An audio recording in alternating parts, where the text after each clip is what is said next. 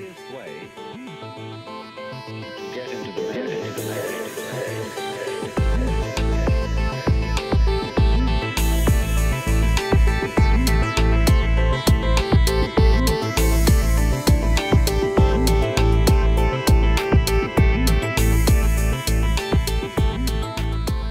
We were talking about nature and how we kind of misunderstand it on the planet. Yes, and well, it's cool to just jump into the middle of the conversation here. This is Josh Dippold and David Hults chatting about life here, and it's just for the record, timekeeping. It's July 14th, 2022. And we were just talking about nature and my take on a lot of the environmental degradation and destruction is maybe considered that it's an unconscious response from man being terrified of nature. And so they see that it's all out of control. They can't really control it. And it's such a huge power that, and if they're not conscious of that, to kind of retaliate by destroying the environment to try to want to conquer nature and control it. And since the level of consciousness is not there, perhaps they just destroy it because they don't know how to control it or work with it in harmony, right? Yeah. And it was also saying that usually, though, nature will allow us our little areas so where it won't predominate. It has to give us a space to live within it as well. Mm-hmm. So we can have higher levels of control with nature when we're allotted the space that we have for it, you know? Right. Yeah. So the gardening and the landscaping, things like that, right? Caretaking the woods and whatnot. But it's when we not conscious of that nature is like an uncontrollable force, that man is, as powerful as man is, that nature, it will be here long after if man will die out from this planet. Nature will, more likely than not keep going. It seems that way, right? And it does. Come and go. So. You make a really interesting point about why we humans cause such destruction. And I think at the root of it, I really resonate with everything you were saying, because I think that it is a natural progression for us to if we're scared of the nature, then we will have this reaction to try to control it or change it or what have you. But I think that there's a root misunderstanding at the base of all of it, and that's that we're separate. Yes, and big time. And I think that this misunderstanding is it affects us in so many different ways in our civilization and the groups that we form and the purposes of what we do on a daily basis. And this conversation, this separation, can extrapolate about to all of our issues in the world, I feel. But at the crux, I think that we're scared of nature because we don't see ourselves as one with it. And if the fish in the water doesn't know that it and the water are together and realizes that it's in the water, then it's going to be scared of the water, even though it's breathing the water, right? And it just to use an imagery, I feel that one of the greatest things that I've ever been given is my Boy Scout training and my outdoors training and my gardening training. Same. Because first, it gave me, don't get me wrong, I'm still a little edgy in the middle of the woods, no matter whether it's day or night, sure. Because Same. I'm a creature in another creature's environment. And especially like swimming in deep water, I know there's bigger things than I am. And, only a few of them eat humans that I probably aren't anywhere near me, but that fear in the back of the boogeyman, right, that can eat you, it's always going to affect me. However, it doesn't make me want to destroy the forest or destroy the river. It's just fear of a bigger animal. That's prudent caution. Yes. I think that if we, you mentioned the gardening and the beneficial things that we can interact with nature, but if we just take this idea that we're not separate from it, then it leads us back to the idea of being caretakers of the planet and the animals. And so then most people are going to be like, well, that's talking about the Garden of Eden. I feel that there's so many misconceptions propagated by books and people that have been leaders over times. I don't think that any of that, trying to judge that is not my place. It takes the conversation in the wrong way. I do feel that perhaps was the way of that time, and now we're coming back into a different way.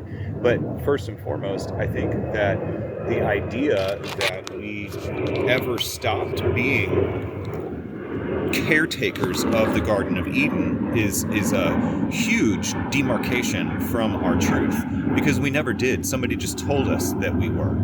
And I feel that even if we do want to follow the apple and the talking snake and the idea that we got cast out because we learned something, and in that mythology, I feel that it's still that's not the end of the story, and that one of the true things, like people talk about being saved or finding Christ and finding the path to enlightenment through Buddhism and stuff, I really think that the enlightenment that we have the privilege as humans in the 21st century to engage is that we are on Earth as caretakers of not just the planet, but ourselves and our fellows, everybody.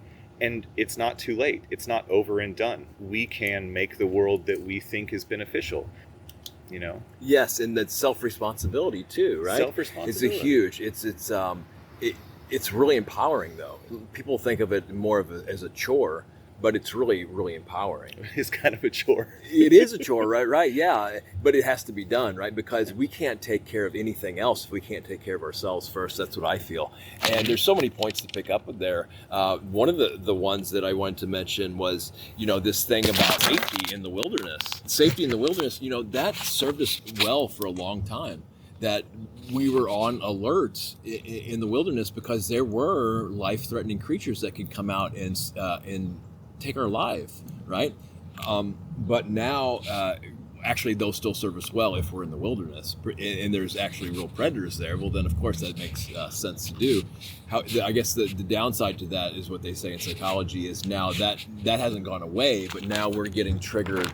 Our flight is getting triggered by text messages and just meetings, it's all these different so there's not really this immediate physical threat, but our body is still being triggered like that, right? The other thing is trauma. I think that another key part is that because just being alive in a human body today, we've all experienced some kind of trauma. Absolutely. And so when that hasn't been healed or is recognized, then it's this victimizer cycle where we feel we've been victimized, so then we turn around and then become the victimizer. Mm-hmm. And sometimes that can play out in our environment, lack of consciousness, just trashing things, or not just being in a space where things are so overwhelming that's the last thing. The amount of consciousness isn't even there for a lot of people because they're seeped in such a healing journey they don't even realize they're on. Mm-hmm. So that's like the last thing they would even be conscious of. Maybe, it's just whatever happens in their environment. They're going through so much pain to begin with. Right. So that's why self-healing and self-nurturing is like at the top. So when we can heal ourselves and take care of ourselves, well, then that just trickles down to everything and everything around us. And that's right, we're not separate from nature either. And there's this Buddhist teaching thing too, or at least modern Buddhist teachers anyway, that this is a borrowed body, right? Okay.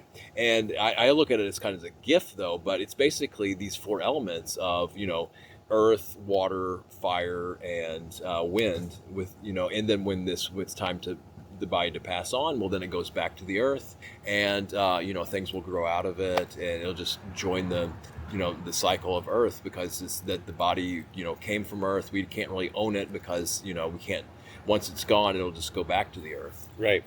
I think so that we can't be separate from earth in that sense, at least with the physical body, right?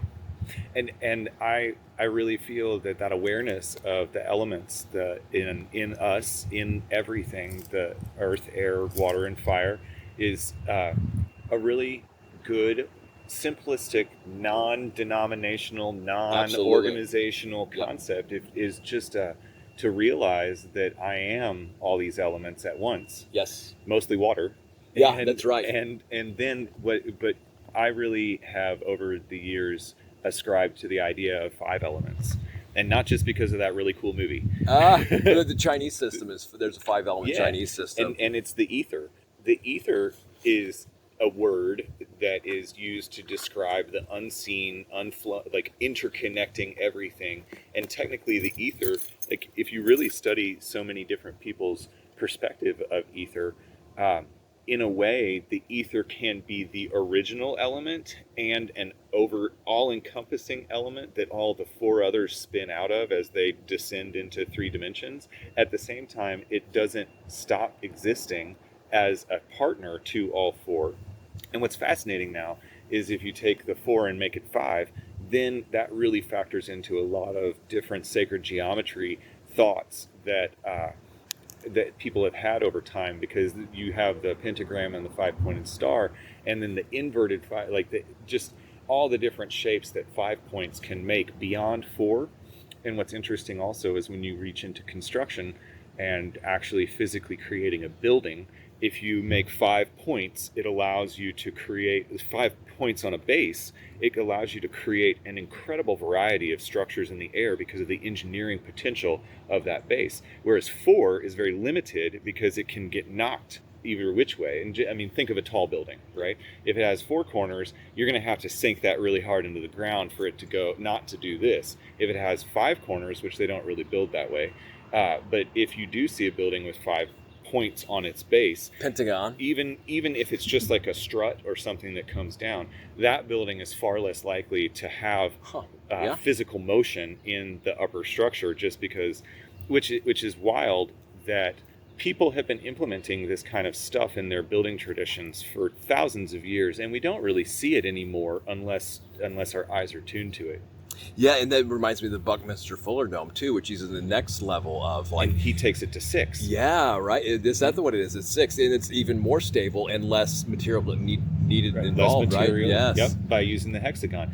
And this is, talk about a fascinating deep dive that we're going to go on. The hexagon and the 6 points really starts to make up how, like, if we understand sacred geometry going from 0, nothing, to a single point, a line, a triangle, and then the triangle becomes a square and evolves through all the different things. Buckminster Fuller hit the 6 and realized the potential of the hexagon for construction. The hexagon is also the oxygen particle, and like the oxygen molecule, which is made up of H2O, right? Yep. But what's interesting is when this is where the new subject of the new study of water has taken humanity. So I forget the gentleman's 4th phase of water. Oh, Emoto. Emoto started. He did those wonderful studies that many people are familiar with, how water can take the emotions and stuff like that. He did a lot of other studies that aren't really published a great deal, and they had to do with the different phases of water, which you were getting into. I'm not quite fully informed on all that, except for that it is, and I know the water in my body can react to other things outside of myself. But more importantly, what some scientists have realized and are starting to propagate, like how this matters in the world, is that when one water atom molecule is next to another water molecule, H2O is like a 3-pronged, 2 hydrogen, 1 oxygen, right? Well, when they get together, the way they connect, it becomes a hexagon because of the way they borrow each other's molecules. And so it's actually like H2O2 when you look at the way these molecules interact, except the division line blurs in the molecules because they form a net. So this is one of the most intriguing studies I've seen. They talk, and I think this might be the 4th phase of water that you're mentioning, how it's more of a gel kind of concept. Have you seen the examples where they thread the water bridge between beakers? No. Oh, wait, it might have. Yeah, just go ahead and illustrate it, though. So essentially, we know that water sits in a beaker, and they did something with resonance to make it grow, like to make the water expand in volume a little bit, ever so slightly. Yes, yeah. I mean, we're talking millimeters of space, or even microns of space, right? They measure it. But then they had 2 flasks next to each other with a small space in between, definite space, and they got the water to crawl up the wall, like to brim, and then bridge over to the other container and flow into it. How did they do that, though? I'm not sure. I'd have to go back and find the Makes video. Makes sense, though. Yeah, very cool. But I think it is that 4th phase of water. Okay. So what's interesting, in my opinion, and all of this is theory, just like relativity and just everything like most else, of science, just like most of science, it's all theory. Yes. What's fascinating is that if we understand if we take into the concept of ascension and the whole planetary system, the space-time sector, everything is moving into a higher vibrational, more photonic state of being because of the more photonic state of space that we're in, right? We, all of us, all the nature, all the planet are evolving. Now, what is evolution? Darwin said it goes like this, and Darwin is just a scientist with a theory. There's many other people who have thoughts about what evolution is, how things may have not evolved from certain things, and I will maintain that if we allow for extraterrestrial off-world interaction in our past, it solves so many mysteries throughout everything. Throughout the megalithic structures, throughout the concepts of religion and why it goes this or that. What's cool is it doesn't erase the concept of God as the supreme creator. It just changes the idea of what God is and reveals that God may be somebody else that did something else. And what we consider natural evolution is actually manipulated, not in a bad way. It's just, it has been manipulated from its normal course, that who knows what would have happened if it wasn't manipulated, because that's way outside of our pay grade. Yeah, there's just so many different systems and theories on this. It's just like it can go in 1,000 directions from here on that. But I wanted to pick up on the four elements thing, and this is something that we can experience in our body too, because the way that it's from my understanding, and I'm just kind of getting into these teachings with meditation around the four elements, that, okay, so earth element has three things. It has solidity, so you just tune in to where you can feel solidity in your body. Then let's see, roughness or smoothness. So if there's areas that you can sense that are just seem rough or smooth.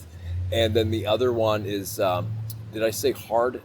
No, so like a hard and soft. Okay. So those, and like in your tissue. Yeah, any kind of perception we can have of anything in our body, whatever it may be. So if you just kind of go through the body with the awareness, and so sensing those three things, that's kind of because earth elements, I guess one of the more complicated ones, because of all the different compound. Just look at all the different, scientific elements we have on the elemental table. Yeah, the whole periodic chart. You just pick up a rock, and a lot of it has all these different constituents in it, right, made up of all these different chemicals and stuff. So that's one of the more complex ones. But then you get into water, and the basic properties of that are, there's one that's not talked about as much as dissolving, right? You can dissolve salt in water, but it's also a congealing, cohesiveness. So if you're thinking about making bread, things are cohesing together. You add water to flour and it sticks it together. Yeah. Fire is really simple. It's the temperature. So if there's a cool area in the body, at least this is for me, or a hot area in the body. So the variation of temperature in the body. So that one's seems a little bit more obvious to discern, especially when you hear people talk about, oh, it's cold in this room, or oh, it's too hot out here. That's the fire element. Just noticing that in the body. And the air is either movement, some people say, or pressure. Like if you're breathing in your lungs, especially on the in-breath when you feel pressure, but also support. So I'm not 100% clear on the support element of air. It might be just kind of the nourishment that it brings in, or anywhere that you just feel supported in the body. Like there's also space too, like the nose cavity, the space in there. And I think some of the Tibetan systems with the elements, they add in an extra one, space. Like there can't be any objects without a space. So it's not really. But then some systems do consciousness as an element, not like but they call it the four great elements. So that seems to be, every in the form world of form, it's always going to be some kind of four element, even if it's in the subtle matter layers, in the inner worlds or whatnot. Yeah. So how do you? You mentioned identifying these things in the body, and how, like, if you, for instance, are experiencing an empowered fire element in your body, and you become very hot. Like, how would we work with that? And do you know how we would work with that in order to perhaps self-regulate our temperature?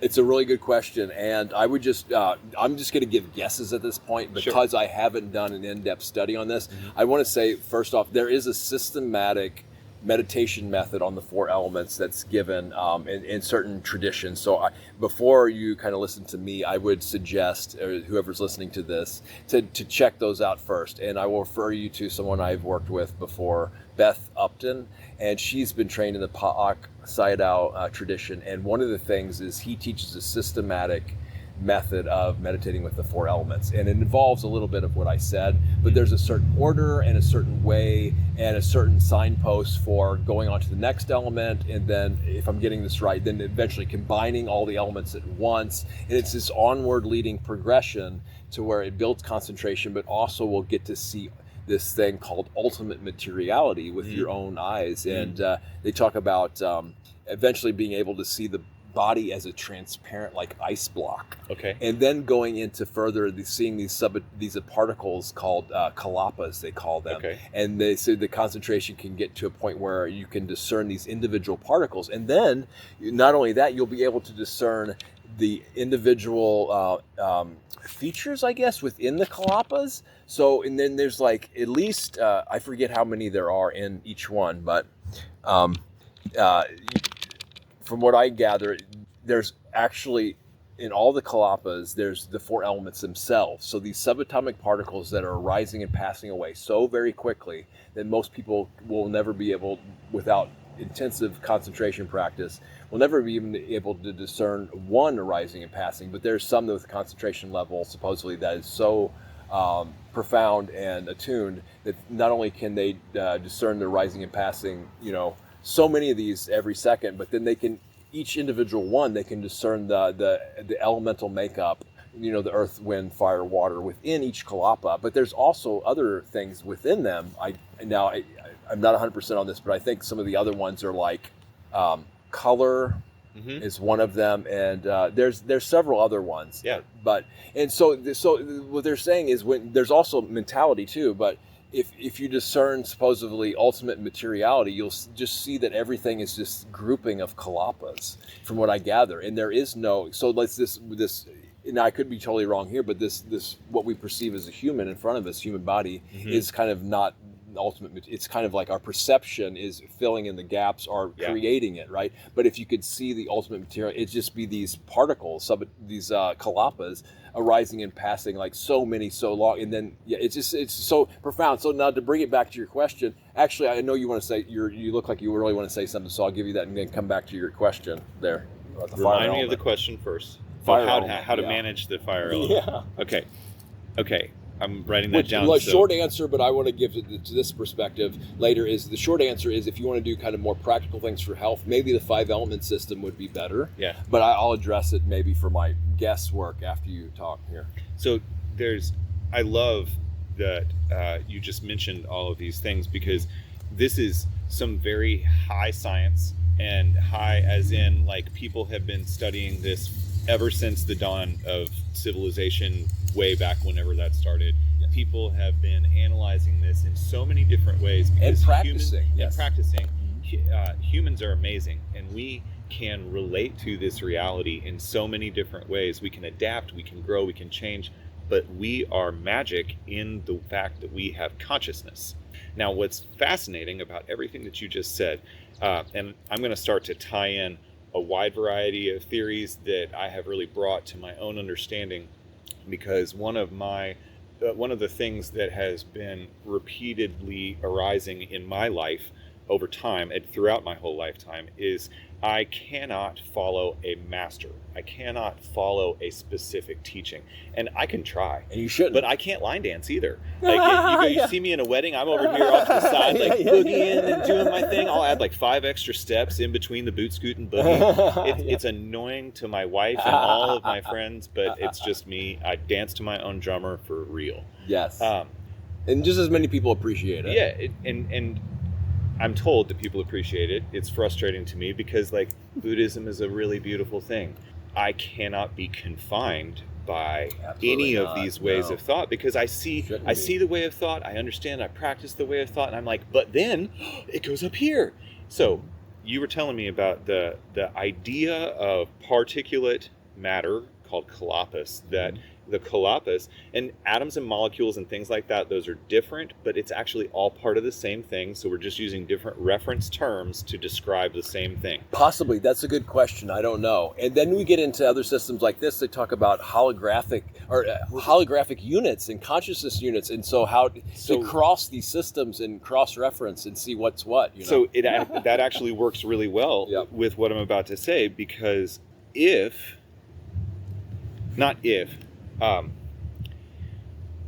the series, in the concept of multidimensionality, and not the idea of a multiverse, that's a different concept. Multidimensionality being the first, second, third, fourth, fifth, sixth, seventh, etc. dimensions all working at the same time, all in the same place, all present, collaborating to exist in 3D reality, because this 3D is where it happens, where the physicality can make itself manifest. Everything else is manifest in different ways in its own dimension that 3D exists in 3D, but it's above and around and in 3D. So if we have these rising and falling colapus coming in and out of existence, this actually supports the idea that we live in a holographic waveform. So if everything in existence, period, it comes into particulate matter in 3 dimensions, but it's not necessarily here the whole time. And like we see 3D decay, like plants rising and dying, people rising and dying, things even like that. Even thoughts in the mind, but constantly, all day long. What we are, the mind, the thoughts are a great rising example. Rising and passing, Rising and passing. So if we can, and we see it in some movies, but if we can perhaps perceive that every single instant there is a rising and falling of the calopic field that is made up of these particles that have all those elements involved. The idea that consciousness is kind of like the steady thing in that is quite fascinating, because everything else changes, but the consciousness exists. It does. And I would say, though, that it changes too. Sure. Because, because I lose consciousness at night. Why can't I say that I want to be conscious all the time, But do you lose consciousness? Well, or does your body go to sleep? Well, yeah, it goes to sleep, but I don't have control over the amount of, it's like if and I've noticed states of consciousness will change throughout the day too. Also, if you take an altering substance, it will change too. And I can't control what happens then, right, to the degree. So yes, the consciousness is a thing, but I feel that it too rises and passes away, but it is fascinating. And it's also, so what I was talking about with the Kalapas, this is an Abhidhamma. This is the advanced Buddhist psychology. And in some Buddhist circles, it's controversial too. I won't go into that now, but and so we get to the consciousness side of it, and that's the mentality. So they talk about discerning ultimate materiality in your own experience. So this also has to be verified by yourself here and now. And otherwise it's just theory. Like, to me, it's just theory right now, because I'm not at that level of concentration to be able to discern that. But then you get into ultimate mentality, and that's where you get into all the different variations of consciousness, all the different mental factors. It's all laid out like this too. And the neuroscience is just now catching on to some of this stuff. And I talk people that are involved in neuroscience, I say, go check out the Abhidhamma. This stuff has all been written and recorded and, verified in a lot of people's experience, like thousands and thousands of years ago. So it is really fascinating, but it all has to. Science really won't, unless they have an instrument to measure it. It's kind of off the table. But that's the great thing about quantum science. So that doesn't necessarily apply to quantum science and theoretical physics, right? So there's a lot of, again, their theories. So I feel one of the biggest helps to science would be if they developed a concentration practice where they're able to see and know these using their own mind and experience as an instrument. Now, it won't be verified in the same way as traditional science. However, you could, if you do controlled, double-blind studies with, giving investigation for one scientist to look into this with their own abilities and then cross-reference it double-blindly with, other experiencers and other experiments, then, it seems to have some scientific validity through the scientific method. And you mentioned a really interesting thing here about that brings up a big conflict in our world. There is what people think is allowed, what people think is condoned, what people think is real, And then there's the reality Yes. that remote viewing, clairvoyance, and astral projection have been used by science and Yes. have been studied by science for a lot longer than you and I have been alive in this incarnation. Especially in Russia, and the CIA has documented this, Project Stargate, all that stuff. It's public knowledge now. The amount of remote viewing, the amount of telepathic study, the amount of psychic phenomenon that have been analyzed by the scientists and the military industrial intelligence there you hit groups. It. Yeah, there you hit it on the head. That if we consider World War II as a very high-tech point in the general civilization, which is fascinating how a certain group of the planet, a certain group across the planet, are still held at that kind of level of mentality of technical progression, even though we've now just launched into quantum everything beyond that. A lot of people still think that we only live with technology, like the TV's gotten better, the radio's gotten better, we have HD, we have better movies, we can do computer graphics, but it's not that. They have, like, I haven't studied a lot of quantum computing because it gets, quantum physics I can grasp, quantum computing gets buck wild, and then time crystals, which is a new thing that I'm very fascinated by, because I have a different personal experience than the information that's told in the publications and stuff with the concept of time crystals. So it comes back down to what you said. We have to self-verify. Now, see it and know it for yourself. Seeing it and knowing it for yourself may not ever be able to be proved because subjective. You have this experience. And what I think I'm trying to do with my life, and I see many people in the concept of sovereignty, trying to know ourselves, we have to realize that it is not absolute. What that person says over there or that group says over there is not absolute. Now, there are agreements such as I live in the United States of America, I was born here, I'm a citizen, I have a contract with them because consensus of that. Reality. Right, consensus reality. Well, this is not a consent of mine. It is a factual commitment that I made because of where I showed up on the planet, right? The other consent, and what the things your parents did with the birth certificate, and that's a whole nother area. But real quick, a brief distinction: the two truths in Buddhism. So there is an ultimate truth, but everything else we're talking about here is other than ultimate truth. Right? Doesn't mean it's not true. Right. It's just there's an ultimate truth that, as far as I know, really can't be talked about. Or you can't just tell somebody the ultimate truth, right? And then get back to your Netflix shows, right? But, so there's, some people call it conventional truth, right? So there's that, so it's that distinction. So we're just talking about other than ultimate truth here. Yes. I'm glad that you mentioned very important. Both of them, I'm glad that you mentioned this because I find that it's interesting that we're at 33 minutes into the conversation. Yes, of course. Well, because this is touching on a super important concept that ultimate, what did you call it? Ultimate reality. Ultimate reality versus conventional reality. Or ultimate truth. Ultimate truth. Conventional truth, I and others who I've talked with feel like we know the truth in a cosmic thing. And for me, it's kind of like a chime, like a resonance, and it's sometimes it's like a lie detector when someone's talking, but it's more like looking at the information set, understanding the way the world's working, and it's like, oh, that's fishy. Oh, that's right on. And it can be as simple as that. But I think what it comes down to is that sometimes we touch into that overall absolute cosmic truth, cosmic reality, and we understand it. Yeah, it can be pointed to. We understand it more in our heart and like the other glands, not our brain, not our thinking thing. We understand it in our hands and our feet and our gut, and it's like our gut instinct as in just a finite thing. Therefore, I think that this supports the idea that our own perspective, our own perception, and our own self-analysis in any given moment is more valid than any teaching that anyone could ever give you. Now, you can correlate teachings that people have imparted to us or whatever information set is given to us, but how many times have you sat in a room with a teacher up there and you listen to him and you're like, that doesn't really make sense because of these other things that I know. And sometimes when you think about it, you're like, is this wrong? Oh, maybe I didn't understand, or maybe this other information is not the whole thing. Absolutely. And that's where we come back to like the theory of stuff. But I think it's important because we've touched on this idea of truth, and we live in a world right now where truth is very object.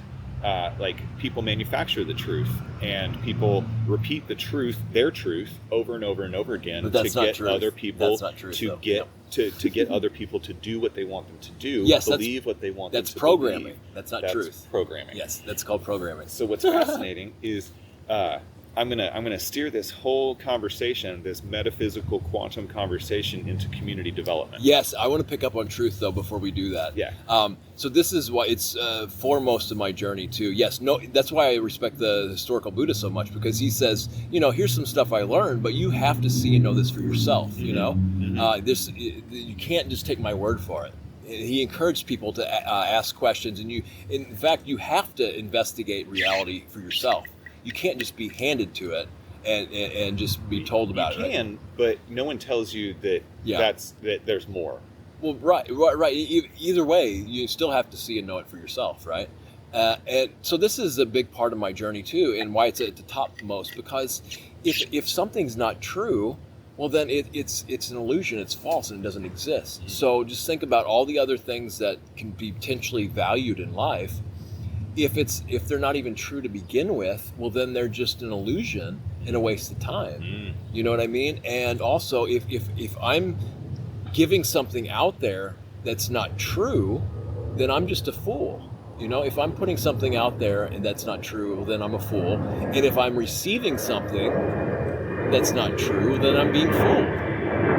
Yeah, I see that. So truth is like it's like the foundation and thread of, I guess, all phenomena. It seems like in reality, because if it's not true, well, then it's an illusion. It's not real. It's false.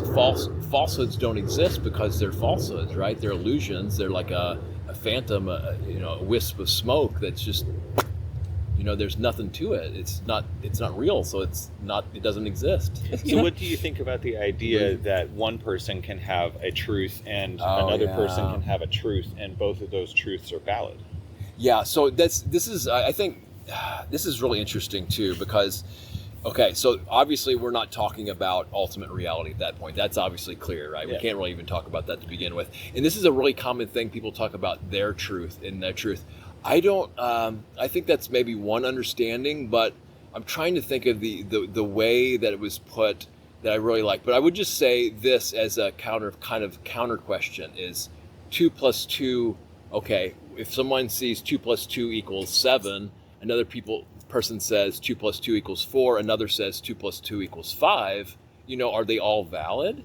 I would say only the 2 + 2 = 4, unless the base number system changed or something, and I did my math wrong. But see, you're coming down to some concrete, valid. And see, that's impossibility to change things like numbers. Yes, and so that's an easy distinction or discernment of truth. Mm-hmm. Now, what I would say about that, somebody's true, I would say that's their perception of things. Okay, the conventional reality. Yeah, well. Or perspective reality. I would just say that if someone says this is my truth, I would say, well, instead of arguing one way or the other, I would say, well, that's how you're perceiving reality. It's not invalid. It might not necessarily be valid, but that's how they're perceiving reality. It goes to a really important point that we kind of talked about earlier, that a lot of people don't live in reality. They live in a story about reality. Yeah, story about reality. Because stories are so fascinating and great, because that's how we kind of interpret the world and how we share and relate information and things to each other, because it deeply resonates with the human experience. Stories do. But a lot of times, what the actual reality is closer to, okay, I have these sensations in my body. I see this visual phenomenon, maybe shape, color. But what the language and our perception of what this is are things added on top. But most people aren't even there. They're talking about stories in their minds about what has happened, and they're mistaking that for the actual experience that we had, or that we haven't had. And so it's a beautiful way to relate to the world, but just know that it's not the same thing as actual lived experience. Right. Mm-hmm. And speaking of lived experience, I do want to just touch on one thing for all the people listening. I don't think that our conversation here rules out or excludes or negates anyone's anyone's perceived truth. The most important thing about all of this is we are sovereign beings, and I am not condemning anyone for their belief system. Absolutely. It's what you do with the belief Yes. system. Your actions matter. Yes. And impacting other things and people negatively is not the way that it should be, because we are all here for positive benefit. That's not, yes, natural selection is a thing. Yes, consumption and carnivorism and animals eating animals and destruction. This is all part of the world. But when it comes down to these truths, I really feel that we have the opportunity to, in our own truths, accept other people for being their own sovereign entity and allowing them to have their truth. And I think this is where healthy relationships are something that matters, right? And Big time. This goes into all kinds of other conversation jumping off points, but especially at the moment that we're in our nation. We're sitting in St. Louis, Missouri, the United States of America. We live in a Republican-led state. We have all kinds of what are understood by many people to be infringements on our human rights going on today in our state, in our city, in the world. We have all kinds of problems where there's a vast majority of people on the planet who are suffering physically from one thing or another, one circumstance or another. And so when we talk about the truths that bring us to this point, I feel that while everyone has the opportunity to perceive their own reality and stuff, I think more people need to think for themselves. Absolutely. So many people, and again, I'm not judging anybody, but many people are willing to accept what the leadership says, whichever leadership that is, as a rote fact. Without even questioning. it. Or even talking to anybody about it. And the truth of the matter is that we really need to think for ourselves. If it sounds fishy, it probably is, and you should do some research about it. It just seems such common sense to me at this point. But and how can we support people to do likewise? Going back to just whether or not the truth, or if we want to keep saying this is my truth, that's okay, or not okay. That's to draw that distinction.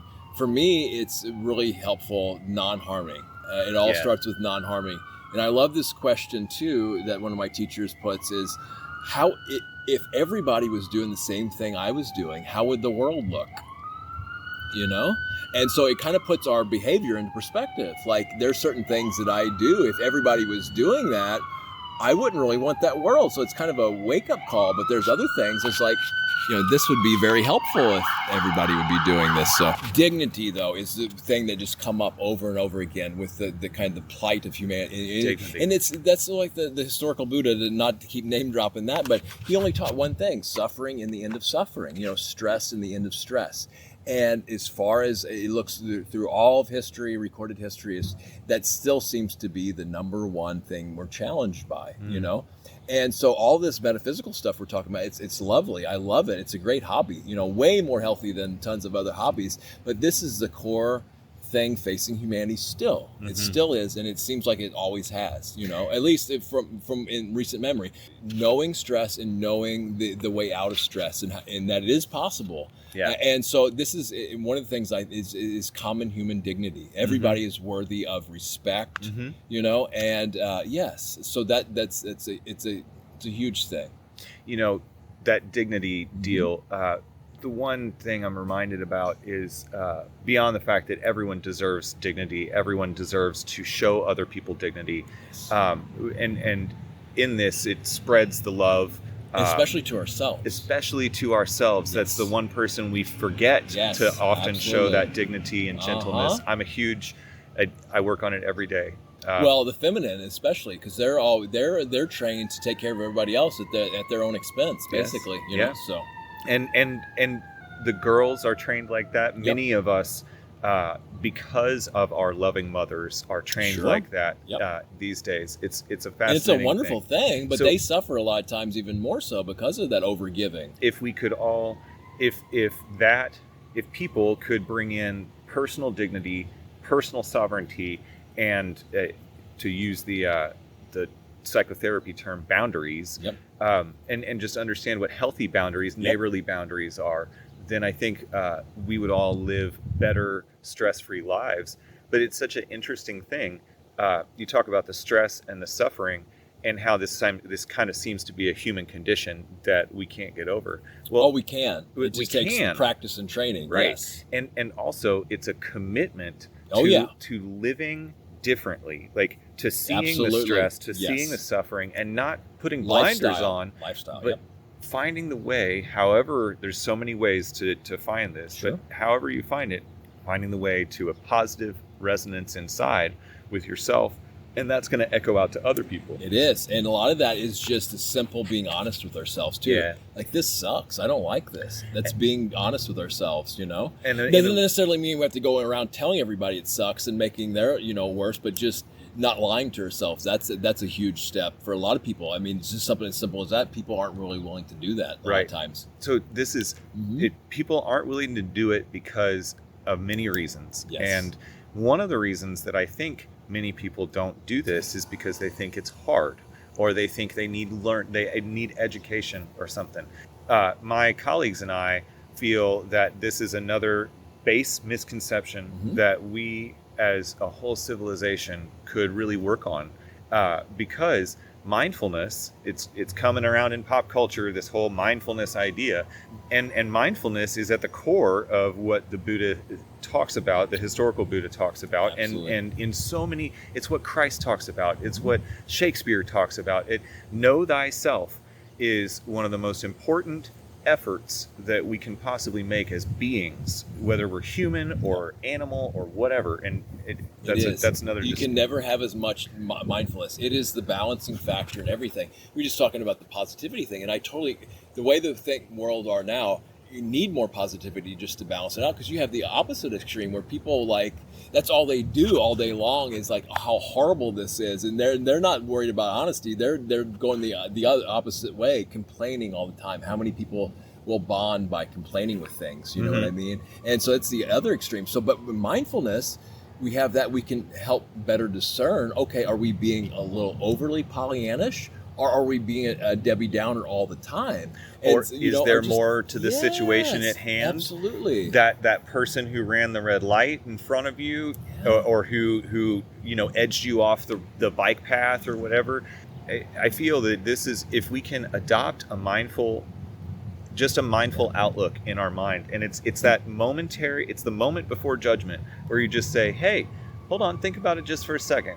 Don't escalate into thermonuclear warfare in your brain. Don't let your dander get up, like however you want to phrase it. If you just say, take a breath and be a little mindful, then you might realize, hey, that person has their own issues that they were dealing with right then, and it's not about me. That's right. And that's a huge thing too. I might be scared because I'm almost gotten in an accident. Could be so many things.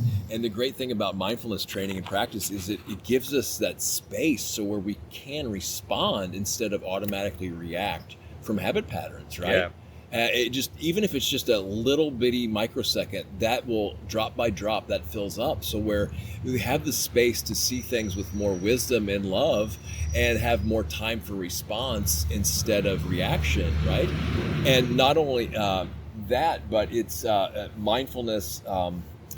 There's so many things to say about it. One of the definitions of it is, knowing what's happening in the moment as it happens without really any kind of, judgmentalism about it. Another thing, though, is just being able to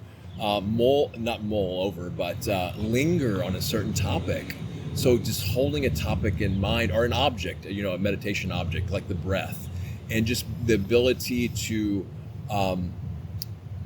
come back again and again to it, let it linger there, because we have such these short attention spans of just going from topic to topic to topic and stuff. And it's like it's fun, and it gives energy, but to have to train a little bit more deeply, to just say, oh well, I can just sit with this one thing and just keep going over it and seeing this just different multidimensional nature of it, considering certain things about it that we wouldn't normally consider. And these things will just naturally arise as kind of the debris will settle to the ground. Like you put stuff in water, the debris will eventually settle to the bottom, and so things will start clearing up. The level of consciousness will become greater. Have more awareness to see whatever we're seeing with from more different perspectives. The perceptual sphere will come more online. We'll be able to see more choices in life too.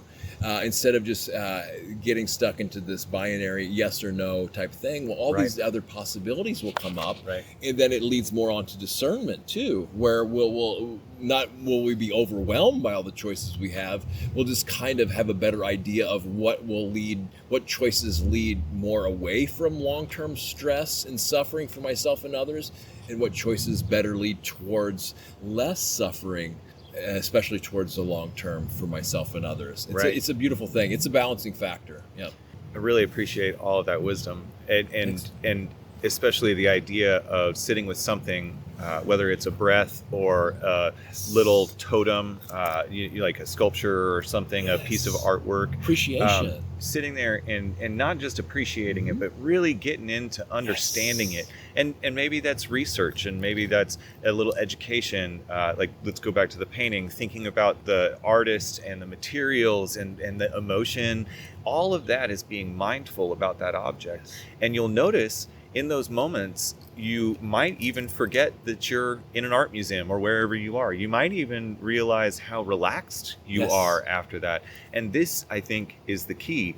We can have those moments. They don't have to be fleeting. We can manufacture them in our own daily lives. And the reason why I bring this up is because Josh and I have been talking this morning about all kinds of things such as orgonite and Slim Sperling's light life technology that involves tensor rings and harmonization techniques and objects. And what's fascinating is human beings have been making stuff like this since the dawn of creation. And it has been roped into all kinds of controversy. The powers that have evolved over time, the people and organizations that run whatever show you're involved in and I'm involved in, they perhaps want to teach us in a certain way. And what I found is that it's limiting. The idea that we have really fostered here is that mindfulness and personal sovereignty and self-awareness actually lead towards a healthier lifestyle for a person. And if we all engage in this in ways of non-judgmental, neighborly, mindful interaction, that is, back to an earlier idea that we were headed towards, that is how we build community. But it starts with the self, and it doesn't necessarily have to be me running out every day trying to connect with other people. I find that I end up in the community that I end up in because I focus on myself, and because I learn how to apply mindfulness, and because in doing that I live my life a certain way, and other people who do the same things end up in my life. And it's a fascinating affinity. Affinity, right? Energetic and conscious affinity. And so this, for all of you who are into manifestation and the law of attraction and stuff, this is a perfect example about how like resonance attracts like resonance. And I mean, honestly, if I encounter negativity, I'll just leave it at that, negativity. I know that by being a little mindful, it will pass, or it not just pass through me, pass by me, or whatever, but it will possibly even be transmuted into something better. For instance, if I'm smiling and I smile at someone on the street who's having a bad day, they could perhaps walk away from me with a smile. And if they don't, and you get a scowl or something, well, then that's just an opportunity to see how are we taking that? What is our response to that? What kind of emotions that brings up in us? Well, then that's an opportunity to elevate and heal our responses to that. And it goes back to an earlier point where you're talking about not taking things personally. And it's such a huge game changer when I've learned that nothing is personal. Mm-hmm. It really is not. When somebody does something, it's more about showing an indication of where they're at on their journey. For sure. And going back now to community building, about this relationship, especially with ourselves, everything in life is relationship. Even the relationships we have to ourselves, our thoughts, our emotions, our actions, how we view things in retrospect, how we learn things. We're all in relationship to these things, this multidimensional, multifaceted internal relationships we have just on the internal with our own perception or whatever, And so that's and then we that will inform how we go into the outer world and interact with things on the external, and then how those two mesh together. So that relational thing, and having our own house in order first, and then our relationship is such a huge area for growth. And then when we start getting into that and really seeing the depth and complexity and start to have some kind of mastery on that, then we can look at ideal communities, or like what kind of community settings that we want to bid in. And I would say that it needs to be considered too, because no matter what, we're in community already anyway, right? Yeah. Even if you live in a rural area, you still have some neighbors around, even if they're 100 miles away or something. Even if you're a hermit on a mountain in Nepal, you are still in community. They are 1,000 miles that way. Yes, or just animals in nature. So there's a community that type of way. Look at what communities we're in now, and look what are the ideal communities for ourselves first off. Then I guess for our closest relationships. And then also for where we want to be with both of those, and then start expanding. So once we kind of get a little handle on that, well, then how can we keep applying that to greater and greater towards the macro scale, but also in a way that respects people's sovereignty, right? That if people still want to segregate, but not by that I mean like if somebody does not want to have anything to do with that, how do we respect those rights too and deal with that, right? And how do we give everybody the kind of same opportunity to build the communities they want to build, right, without infringing on anyone's else? And then how do we get this underlying thread of still maintain this thread of interconnectedness and unity consciousness within all of that? Is that still possible with people wanting to do their own things that might be on other ends of the polarity, spectrum, and balancing all this and working with this, So all these are huge, big questions that I just run into more and more people, especially, within the past, I don't know, even few months, where people are really getting into looking at this community issue. And I won't go into specifics here, but David has been working on this for quite some time now. You ask these questions, how do we do it? And I think on all those layers, levels and layers. Yeah. I feel that there's an interesting thing that happens, and there's an amount of trust that one has to have in life, and that is the whole connection to the greater thing, that like it is going to be good, right? Like all these negative things I feel are the negative thoughts, the impending doom, all this stuff really is a result in our brains, is a result of stories that we've been told about possibilities that can happen or have happened or what have you. That's right. That's a fantasy. That's worry. That's a fantasy. Well, I think fantasy is a tough word, because yes, I see how you're using it, but when you say that's a fantasy and someone's talking about the Holocaust, oh yeah, you can't do that. No, that's actually a fact. That's right. So right? Yeah, but what I'm saying about worry, it's one thing to see possibilities and to plan for possibilities, but to think that it's already here happening and that I need to be in a state of anxiety and fear and shut down and retaliation of something that's not even happening. It's just a story in our head. Right. That's what I mean by it's a fantasy, right? Yeah. Now, I'm not saying don't prepare, don't look into possibilities, and don't do planning. I'm not saying that. Prudent planning for possible outcomes is important. And I'm a project manager professionally, so risk management is a huge thing. Yes. I have had to learn through mindfulness about risk management. I am preparing for a potential solution that I don't want to happen, but when it happens, if it happens, we will be prepared to make sure it goes well. Now, I have watched professionals prepare to their most excellent effort, and they ended up dying of stress-related cancerous causes because they were so focused on the problem, not the awesome outcome. Like the trick here is that we have to focus on the awesome outcome that we want and be aware that it could go differently. Yes. And have safe catches for if it goes differently, here's how we scoop it back and we send it towards the awesomeness. Now, what's crazy, this is a whole other subject matter, but you asked how we can do all these things. I think if we focus on ourselves and we allow everyone else to focus on ourselves in a non-judgmental way, and we talk about finding ourselves and doing what is naturally inclined to us, we will realize that there are those of us in the community that are naturally inclined to build the framework, to build the physicality, to establish the organizations. It's all out of love, and it's all a knack because I like building things with my hands. This guy over here likes wiring things and running electricity through them. This person over here really loves organizing things for kids to play with. We all gravitate to the natural things that we love to do, and that's how social structure is built. That's how community is built. It's not forced. It's a choice and a decision that Voluntary, we make. yes. But I'll tell you, honestly, here now, 21st century, sitting in St. Louis in the United States of America on the planet Earth, how we do that, we manage to get the federal government to change the way they spend money so that 60% of the GDP is focused on the national community, not building weapons to destroy other national communities because they are threats to us. So common sense to me. And like, if you see where the money flows and how the money doesn't flow to a healthy community, the money flows to war. Destruction. Yep. And it's especially appalling. in the States. Yeah, it's a war. This is a war pillar of the world.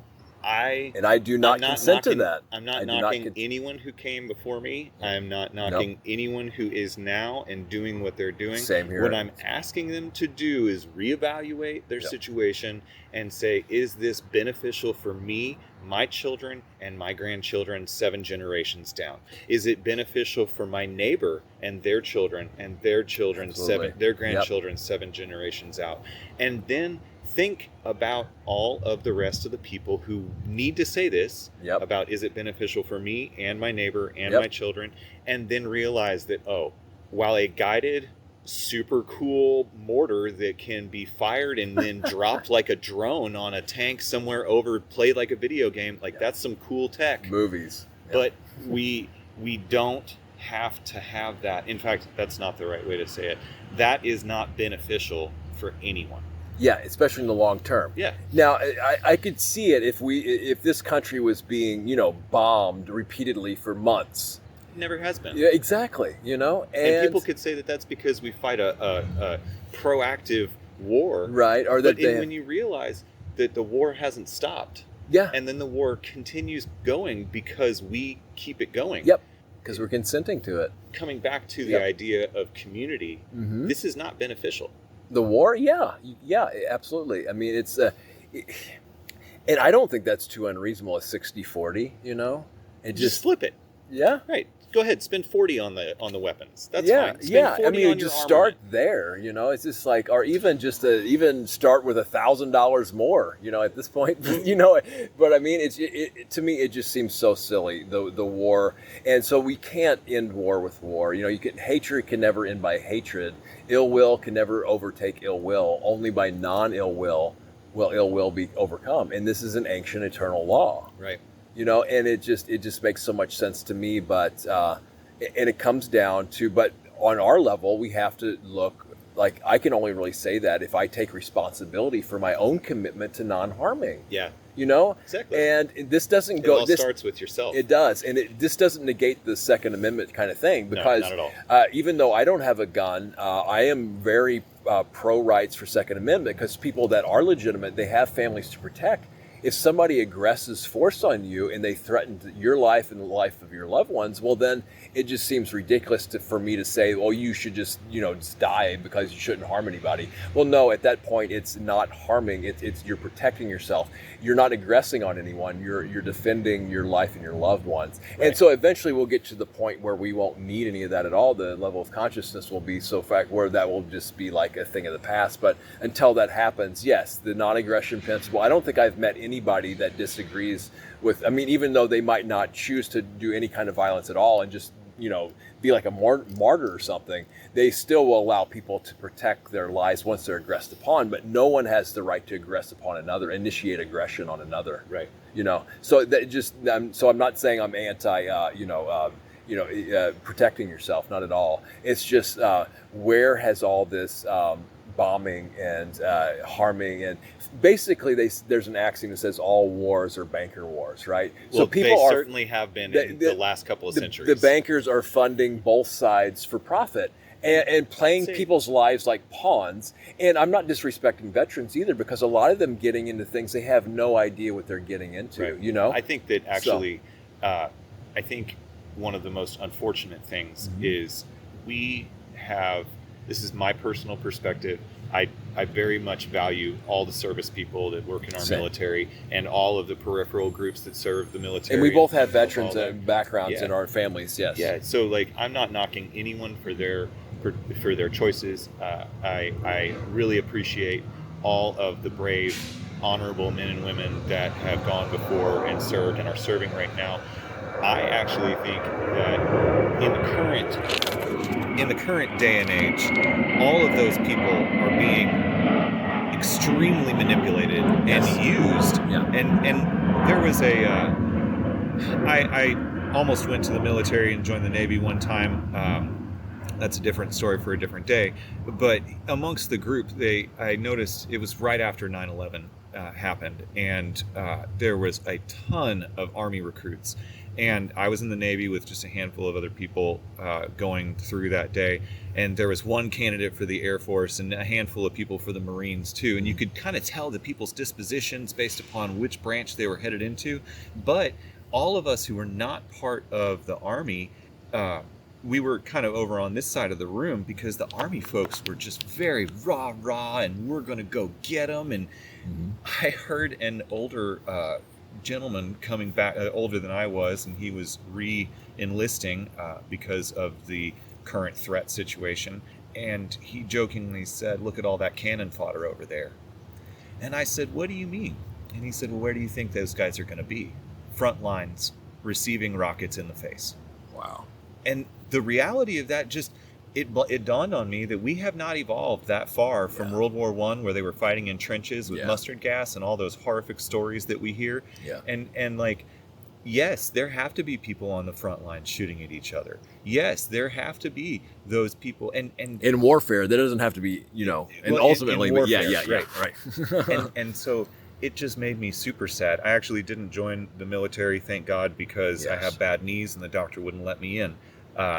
When I got that out, I also had talked to several other people that day, and they told me point blank that the recruitment officer was lying to me about where I was going to be able to go because of the scores that I had. They knew, these experienced people knew that I would be put into the intelligence service, and that would not be a choice. I would have no free choice after I signed the line. Oh, yeah? I did not sign that day, and it weighs heavily on me because it no longer weighs, but if I go back to that moment, I remember the weight and the emotional decision that I had to make in the middle of the space that I was about to sign. And I turned down my country. I turned down the guys who were rooting for me that day. I had all of these things, and I managed to pull myself out of the building and walk away. Wow. And I look back on it and I realized that moment, the guy that I was sitting next to who was re-enlisting, who gave me the insight about the reality of what was about to happen to a person like myself going into the Navy, because I wanted to drive a battleship. I wanted to learn how to drive a big boat, right? But he said that would not, they might let me do that for a short period of time, and then it would be very much intelligence. Yeah. And I just realized that if I sign away my free will to an organization, any organization, then I really can't control anything from there on out. And that was an interesting, talking about how the river of life takes us, that was an interesting bend in the river that shot me down a side thing. And now here I am many years later, building the new civilization from the grassroots and the ground up with everybody else who's like-minded and mindfully trying to not save our civilization, because there's nothing to save. We're doing fine. Reorient, kind of fix some of the flows energetically and create new positive solutions for everybody. And I think what's beautiful about it is that if we all come together in community that's a mutual respect, we can all really figure out that you can think this and I can think this, and we don't have to conflict. Yes, it is, and that's how we bring people to the table. Several things to pick up on here. It's like you said you walked out on them. I would think you stood up for your country in some ways. You know what I mean? Maybe I stood up for myself. And I think that the way you could have helped society and humanity, it was better served this way. So many other things to say. The Patriot programming, it is intense. I have been subject to this. It's something I've not really been public about, and I don't think the time is now for that. Right. But I would say the Patriot programming runs very deep, as you kind of illustrated there as well. Now, the other thing is that, these black projects, I mean, who knows? You might have gotten a special access project in this intelligence stuff. And I will add that, it might be, my perspective might be different on this. If I lived or was born in a country where there wasn't all this hostility and war programming and, Patriot programming and beating the war drums, I might have a wholly different picture. I might have a huge warrior mentality somewhere else, because it's, being a little bit, not, I guess, oppositional, or at least balancing to the prevalent thing that's going on that I don't see as wholesome, skillful, or wise. In this country, it's like this, there's this huge war programming, but it's weird because it's not really everyday life around here. You don't see it, but it's there going foreign, right? Because all the wars are in the foreign, so that the programming is always, there's an underlying current of this war programming going on all the time, but it's not really expressed overtly in everyday society so much.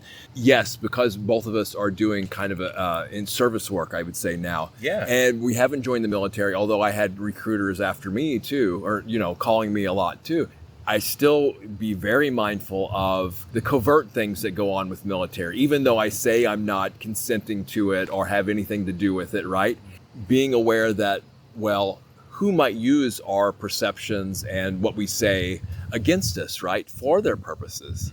So how might they be using what we're saying and doing actually to kind of turn against us, or our level of awareness isn't to the point where doing what we say we were doing, or if there's a better route that we're being prohibited from seeing and engaging in because of we're still being subjected to kind of this covert military operations. It sounds it is, I mean, when you talk about spy crap, spy games, covert military operations, and unacknowledged special access project, basically your imagination is the only limit to the types of tricks they do. And although I could be wrong, the thing is, we don't know because it's all classified, right? And a lot of the times, a lot of these conspiracy theories get going is because there's a whole complex where there's only a certain amount of people that are read in, and the people that are read in, they're under secrecy agreements, so there's certain things they can't talk about, they can't confirm or deny.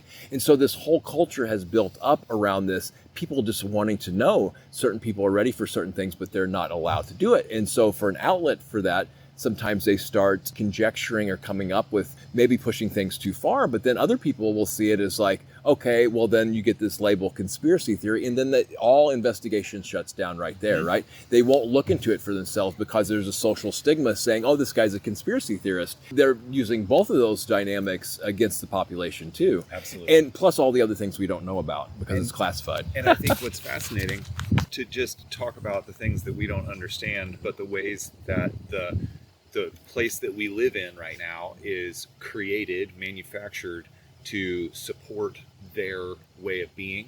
And I say their, the military industrial establishment way of being. We have all these action-packed movies, and I'm a huge action fan. I have realized, though, that the amount of violence in our lives, daily lives, just on our media entertainment is horrible. It is. Horrible. I was trying to watch something, just trying to find something that was non-violent the other day. And literally, I had to find some dramas which were about adultery and other violence of other types. Emotional violence. Emotional violence, right? But I'm a huge superhero fan. Mm-hmm. I'm a huge fan of all kinds of fun science fiction, things like that. Star Wars is a pillar. I love the storylines, of my but stuff. But I realized the other day as I was watching The Mandalorian that I really wish we could come up with a storyline where people weren't shooting each other. Same way, or any kind of violence. Kind of violence. You can still make. There's got to be a way to make it entertainment. Yeah, and that's the thing. We entertaining. Are so hooked on these entertainment. And this is a whole study, a graduate level study about neuroscience and how our brain works. Right. But it's so fascinating because if now what has happened is you were talking about the black budgets and things and if y'all don't know, listeners, you should research the idea of black operations, black budgets. I forget the exact numbers and I forget how many years ago it was, but they were forced, Congress was forced to admit that there's a whole section of the budget they can't see because it's black operations. And their forecasting of that black ops budget, and it's not just military, it's black government budget that the general legislature cannot see. It's off the budget. They estimated it to be at least 1/3 of the whole American budget on an annual basis. Well, it was Rumsfeld that said the day before 9/11, right? He announced all this unaccounted for money. All the money. He lost it. He didn't know where it went. And right, and he announced it the day before, right? Yeah. And then 9/11. So there's all kinds of weird things like that. And this talking about those weird things, there's these black budgets, there's these obscured situations that we Americans have no right, except it's our money. All of that money is our money that we paid in our taxes. Don't be fooled. That's exactly where it came from. It's your money too, if you live here in the United States. Let me illustrate a point real quick. Can you hold your I just want to wrap it up. So my point is, all these black budgets, there are movies out there, everything from Mission Impossible to all these other cool, like the Fast and the Furious stuff. There are so many instances of technology or situations or occurrences in the world that are mimicked or talked about in those fanciful stories that we see on the big screen. And I feel that it's been done. Sure, the entertainment industry went off on and did its own thing, but now the government, ever since the movie Black Hawk Down came out, which was the first time that declassified information was declassified within a generation of it happening, ever since that movie happened, they have been able to say, oh, you saw that in a movie. You're making things up in your head. But the counter is that it's mainstream now that they have consultants from the military on the projects. So wouldn't it just make it's common sense that they would be trying to promote people to join the military? You know, I mean, how cool is this? Yes, it's common sense. You look know, at all the neat and guns. especially the CIA, right? So, and you know, the dirty tricks there. Like it's called intelligence, but that their job is to lie. They lie for a living. Intelligence and counterintelligence, I think, is the truth tellers, right? Or whatever. More. There's a trash truck here, which thank goodness for that, because could you imagine if our trash wasn't picked up? Oh my God, I have heard stories. My brother lives in Katy, or used to live in Katy, Texas, and when Hurricane Katrina came through, trash service in his community was postponed for like 3 weeks, and in Houston proper, it was a lot longer. And talk about like in the coronavirus situation in the major cities like New York, they were, and even in St. Louis, there were issues where they couldn't pick up the trash. And even just 2 weeks of trash not being picked up in a major city causes extreme sanitation problems, like Black Plague level issues, where because of the homeless population and its size, unfortunately, you have all kinds of people that are exposed to trash and nasty bacteria-filled environmental situations. And so that's on a good day with all the dumpsters being emptied weekly. You know? And it's not to say the effect on consciousness I feel it has too. Just seeing litter and how it shows how unconscious that, you know, folks would even litter to begin with. You know, and then also that, you know, folks wouldn't come by and help clean it up too. And it's just kind of the state of being. And a lot of these products that are littered, they will attract kind of this death decay energy, right? And so that's being drawn to it until it's completely broken down, so where it can go back to the earth and things can grow again from it. You know, so I mean that might take hundreds of years. Why it's attracting this decay, erosion energy. So. Well, why don't you let people know again how they can get in touch with you? Okay. So my website is alternativelifeguide.com. Through that, you can also see several different community development activities and things that we have going on here in St. Louis. And you know, on a final note, I like how you mentioned the trash. Being mindful in yourself really promotes you to take control of yourself, control of your being in your environment, in your city, in your community, and it helps you kind of gain a grasp on how to be that better person. What are your dreams? That's important. What are your dreams for you and your community? That's important too. But it really It starts by picking up the trash. It does. It starts Responsibility. by Being throwing responsible. your own trash away Yes. and helping your neighbor throw their trash away. And if you see a bunch of stuff laying around a Yeah. dumpster, man, go buy a pair of gloves. Yep. Spend half an hour picking that stuff up around the dumpster. I'm serious. I've done it in the community downtown Same here, where yep. we're building our office. And it's not only is it really gratifying at the end of the day, at the end of the experience, especially if you participate with other people while doing it. Yes. But most importantly, the folks in their houses who see you doing that, who don't Yes. have the wherewithal themselves to put the gloves on and get Yes. out there and clean it, you just helped them get towards a space that they can put gloves on and clean their own space up. Just by cleaning up the trash can in the alley. Absolutely. So, and not out of obligation, but this is something that's actually empowering. right. It's empowering us, the people who do it, the community.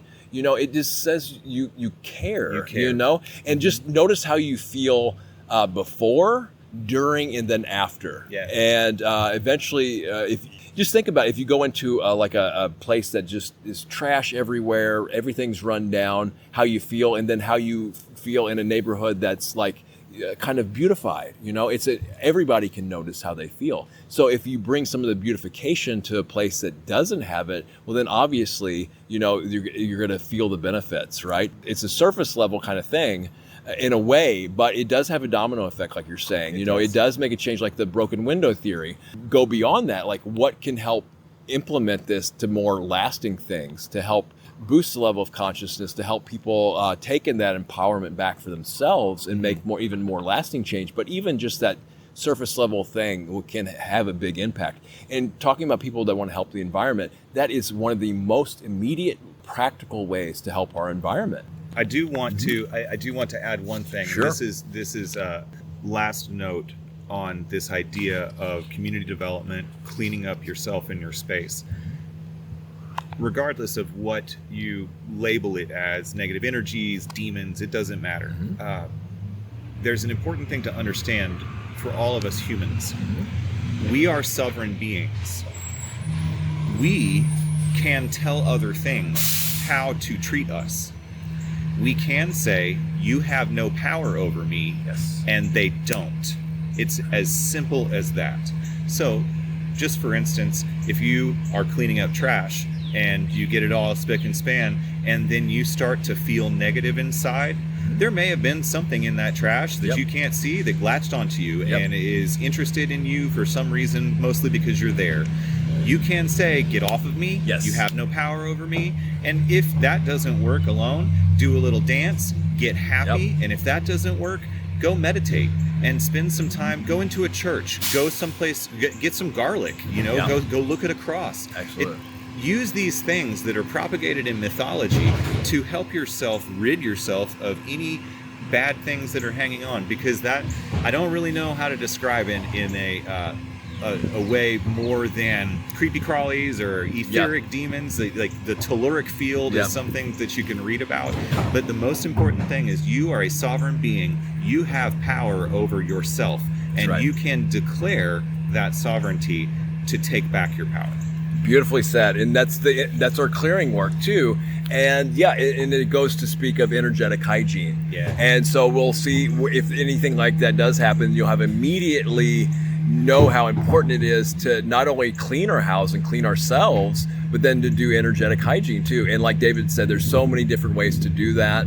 And one of the good ways is to check out his site too. Alternative Life Guide. He sells devices and artwork not to through do the site, but not reach through out the site. to me. Yes, okay. You can connect to me on the site. On through the site. Thank you. And, Good distinction. If you are interested in anything on the website, I'm very excited to talk about it. And my practice is all growing, and I will have things for sale. So just check in and connect on the website. Let me have your email, and I will keep you posted. Cool. All right. And then I'll probably link to some of our past conversations on this too. All right. Thanks for listening, guys. Peace.